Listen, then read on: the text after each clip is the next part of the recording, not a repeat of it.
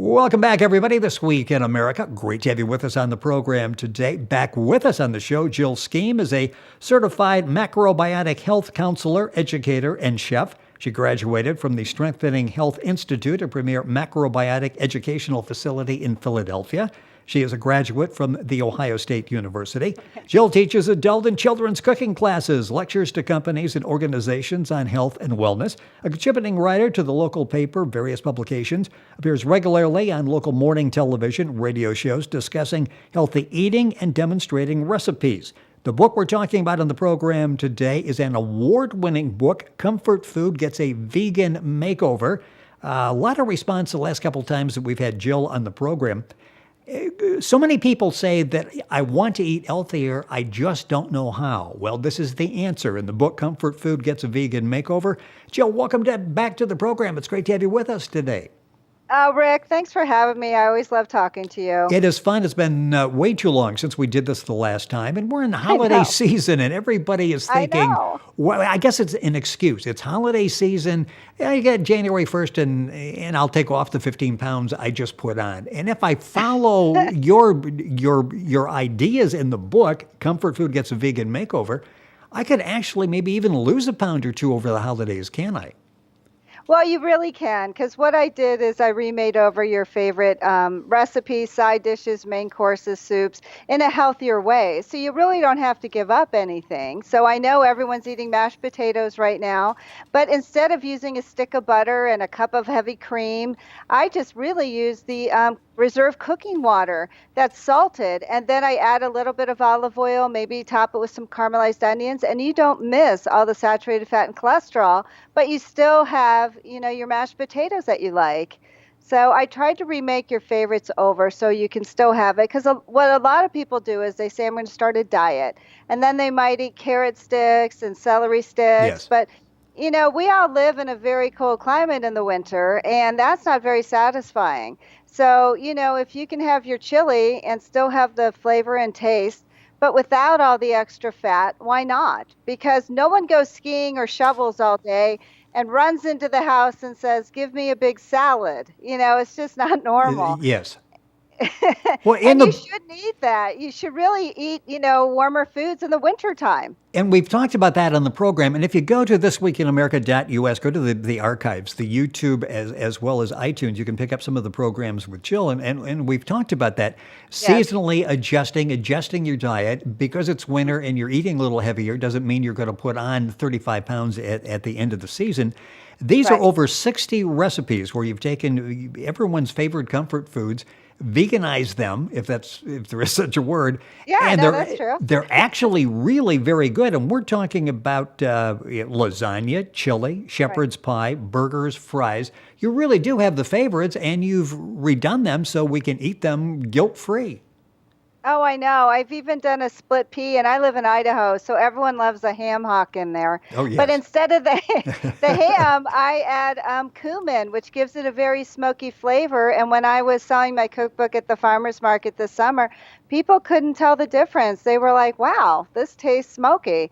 So you can still have the same flavors without giving up your favorite foods, because what happens is you tend to go back to them anyway, and then you feel like a failure. But you shouldn't, you just have to make them lighter and healthier, and you can still enjoy them. Let's talk about the holiday season up until the Christmas season, and then after that. A lot of people having New Year's parties, and shortly after that, you've got Super Bowl parties. Let's do it from the standpoint, I'm going to a party. I really would like to watch what I'm going to eat, but I'm going to a party. How do I handle that situation? Well, what's important is what time is the party. So say that it's in the evening. So make sure you have breakfast, make sure you have lunch, and make sure you're not ravenous by the time you go there. Maybe have a little snack before you go. But oftentimes they have a buffet, and this happens in a restaurant too. So if there's a buffet, but what I want you to do is look at everything first and decide what you're going to choose. So instead of loading up on, the heavy cheese dip or add a ton of sour sour cream or a big slab of meat. Try to balance it. Have it more as a side dish, the meat or the chicken or the turkey, and then you balance it with, maybe they have a salad or vegetables. But the key is, Rick, is to sit down when you eat it. So take your plate, go and sit down, because when you stand and eat, you eat more. And then you don't realize how full you are until you sit down, and then your skirt or your pants feel like they're going to burst. Yes. So yeah, that happens at picnics all the time. People will down 2 and 3 hot dogs and hamburgers, and then they can't sit down because they're going to burst their pants. But that's really important, is to sort of have a plan. Also, try to limit the amount of alcohol that you have, because once you hit the point of you've had too much alcohol, then any kind of self-control goes out the window. So you could just be standing there eating whatever, that you have. So the most important thing is to try to stick with your regular meals. So say you had a night where you just overindulged and you feel badly about yourself. You shouldn't.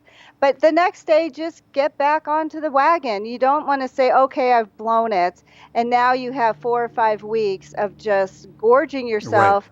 Right. And let's be real, you're not going to lose the weight in January because you're going to start a ridiculous diet that doesn't last. You have to make lifestyle changes and behavioral changes. So those are a couple points that you can use. Never always sit down when you eat your food. So oftentimes, like say, even when you work in an office, they might have a candy dish and you're walking past the receptionist desk and you grab some candy, you go back to your office, you get up, you get some more. But at the end of the day, if I asked you, what'd you have to eat today? I guarantee you'll forget about the candy because you kind of ate it on the fly. You didn't pay attention, like mechanical eating. And those calories add up, definitely. And it's amazing because once you stop and think and you do inventory after it's over, you're like, I couldn't have eaten all of that. It's like with the bag of chips. All of a sudden the bag is gone, and it's like, I don't remember eating all of these. And you just sat there for the last hour eating those. You're listening to This Week in America. Our guest on the program is Jill Skeem. We're talking about her award-winning cookbook, Comfort Food Gets a Vegan Makeover. Books available all across the country. Information at Jill's website. A lot of great information at the website, which is Jill Skeem, SKEEM.com. You can, of course, link on by going to our website, thisweekinamerica.us. The other side of that party equation is, okay, I'm going to have the party. I would really like to serve some of the food that I can eat. If I serve that, will people even know? I mean, it's amazing as we've tried some of the recipes at home, and I'm reading reviews and people that have done recipes from Comfort Food Gets a Vegan Makeover. Unless you're really aware that these foods have been swapped out to make them better for you, they really don't know it, do they? No, they really don't. And I have to say, unless someone has a food allergy, I wouldn't tell them. But my lasagna, I served it for my husband's business partners, and they literally thought it had cheese in it, which it doesn't. So they had no idea that it didn't have cheese, and they thought it was delicious. And so how do you beat that? The mock chicken soup, which is a really big hit. Once at the farmer's market, I sold probably 18 cookbooks off of that soup itself. People just thought it was delicious. And it's made with chickpeas or garbanzo beans, depending on what you call them in Indiana or your part of the country, and olive oil. You have to use olive oil with it. But it honestly smells and tastes like chicken, and people have no clue. And so I'm like, in a way, I think, should I tell them? Unless I know they have a food allergy, I won't. But even at our wedding reception, we served the tofu egg salad, and my husband's 80-year-old farmer uncle was just downing these little egg salad sandwiches and said it was the best egg salad he ever had. And I looked at my husband, he looked at me, he's like, are you going to tell him? I'm like, no, Nope, I'm not. no reason to. Because if he knew he was eating tofu, I don't know what he would do at that point. But well, you've got the ultimate test lab out there. You mentioned you're in Idaho. Here's an area you think of potatoes, you think of meat, you think of dairy, and you're giving them vegan. What kind of response are you getting at that? You just talked about at the farmer's market that they're enjoying what they're eating and they're buying the cookbooks. What kind of response are you getting out there? Well, I think they're excited because people do want to eat healthier. They just don't know how. And you don't have to be vegan with these recipes. You could always add some cheese or you could add some meat to them as well. It depends. But I'm finding that more and more people are either doing meatless Mondays or are cutting back on their meat, maybe having beans at a meal more often to stop the saturated fat and cholesterol. Because let's face it, 1 out of 3 Americans die of heart disease in this country. And you can change your cholesterol levels, you can change reverse heart disease if you change what you eat. And some people say, well, it runs in my family, but and it could, but when you think of it, our families tend to eat the same way. So it's not surprised that it runs in your family. But I think people are excited, but people are becoming more and more aware. And if they're becoming more and more aware in Idaho, I know they're becoming more and more aware Have in to other in the rest of the states. country. The book is Yes. Comfort Food Gets a Vegan Makeover, the award-winning cookbook. Jill Skeem is the Yes. author. With us on the program, the website jillskeem.com. That's SKEEM.com. Throwing into this a lot of talk. We touched on this briefly several years ago, but it's been in the news so much now, and that's the whole gluten situation. Right. Gluten-free, you've got everybody worried about gluten, and I understand a very small percentage of the population really needs to be worried about gluten. Talk about how Right. that fits into your overall cookbook and diet presentation.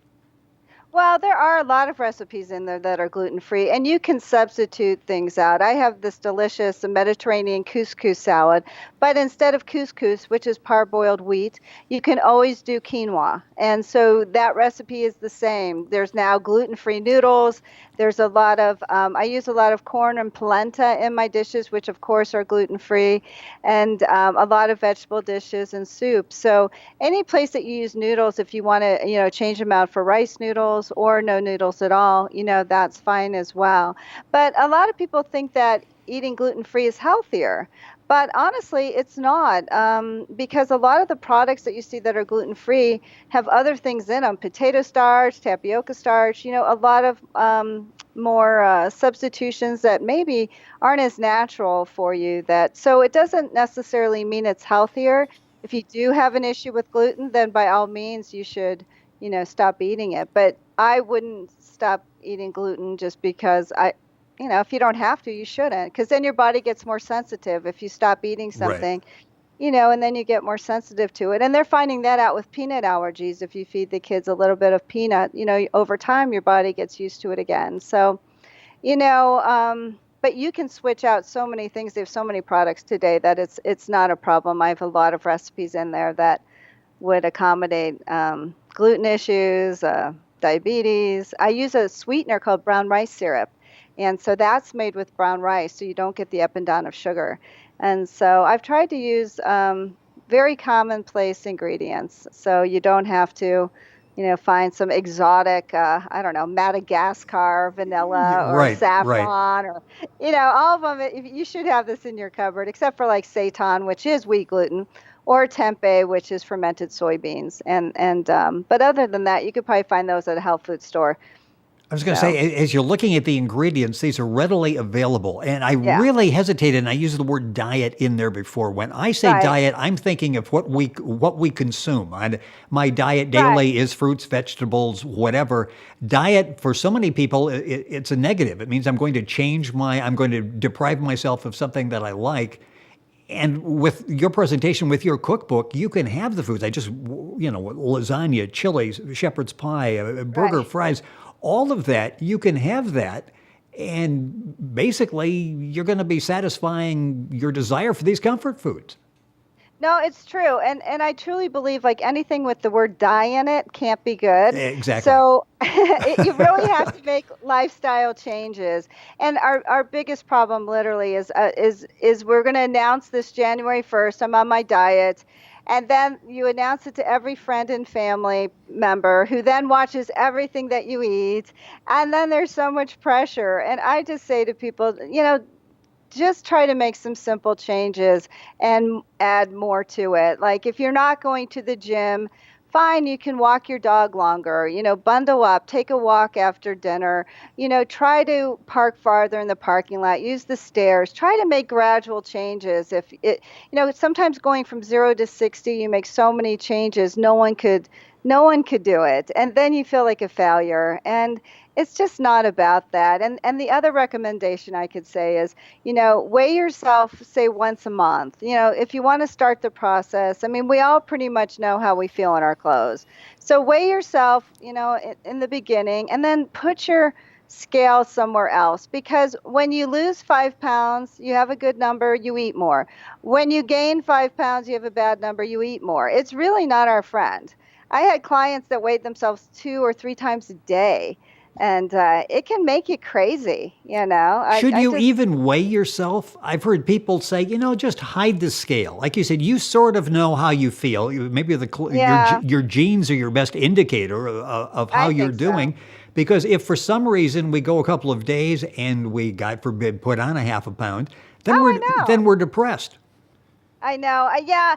I mean, I would say if you have a lot to lose, 50, 75, 100, if you want to start your process and go, this is where I am, then just hide your scale. Give it to someone you don't like, because let them torture themselves. But I don't have a scale in our house, and a number even for me can make me crazy. So I mean, you have to focus on your healthy habits, your healthy lifestyle, and the weight will come off. If you focus just about a number, you're going to gain the weight back. You really have to relax about it. And it didn't take you overnight to gain the weight. It's not going to take you overnight to lose it. So, people put so much pressure on themselves. They go on these crazy diets, they gain more weight, and then it's just a horrible cycle. But Well, yeah, I would just, yeah, you may think you're doing well. I've lost a couple pounds, and you hear a radio right, commercial or a television commercial that I lost 14 pounds in my first 10 right, days, and then comparing what we just went through with what they went through, we feel like right. a failure. But that's not realistic to lose it that quickly. That's not healthy to lose it that quickly, is it? No, and usually the first 10 pounds is water weight anyway, so you'll regain that back. That's not true weight. So, yeah, I would just forget anything like that. And I think the key is to eat 3 meals a day at regular times. So, eat your breakfast no later than 8, lunch no later than 1, dinner no later than 7 or 7:30, but don't eat 3 hours before you go to bed. And don't lie down on the couch after dinner, because once you lift your feet or you lay down, your digestion slows down. But our body cleans and repairs itself at night. So if it has food in the stomach, it can't do that. And then it just stores in your body as fat. So really eating 3 regular meals a day keeps your blood sugar regular, and you won't binge at 3 in the afternoon. If you haven't had lunch, you'll start to eat whatever you can to get your blood sugar up. So that's really key. If you stop snacking at night, a lot of times that helps. The other thing too is, I would cut out the soda and diet soda. I mean, I would go with water. I would go with unsweetened iced tea, things like that. Maybe even lemon in your water if you want. But those are just empty calories. And a lot of times the artificial sweeteners in the soda can mimic MS symptoms. People can get reaction from artificial sweeteners. You want to think about, you are what you eat. And I would also avoid any low fat, no fat foods, because if you read the ingredients and you need a science degree, I pretty much wouldn't put that in my body. Exactly. So yeah, you gotta. The most important thing for me is when I look at any kind of a can or whatever, I read the ingredients. If there's sugar in there, if there's something I don't understand, I would never eat that. If you're going to make a mashed potato, don't buy the box potatoes. Buy a potato, mash it. Eat real food. And And that's really support the people key. in Idaho as you're doing it Right. that way. So We come have a on, lot you've of got to potato farmers. you got to remember our friends in Idaho. The book is an That's right. award-winning book. Comfort Food Yeah. gets a vegan makeover. More than 60 easy-to-make comfort food recipes with a simple vegan twist. As close to the original recipes, you won't even know the difference. Lasagna, chili, shepherd's pie, as I mentioned, burger, fries. It's all in the book. Books available all across the country. Information available. And you can buy the book at Jill's website, which is jillskeem.com, Skeem. You can log on directly by going to our website, thisweekinamerica.us. So much great information on the program today. And Jill, it's a pleasure having you back with us, and we will do this again because there's so many more interesting things we can talk about. So thank you for sharing all of that on today's show. Well, Thank you, Rick. And I was just going to say, if you order off my website, I sign it and I offer free gift wrap for the holidays. Oh, So order perfect. at least by December 15th. I'll sign it, wrap it, and send it out to your loved one or to you.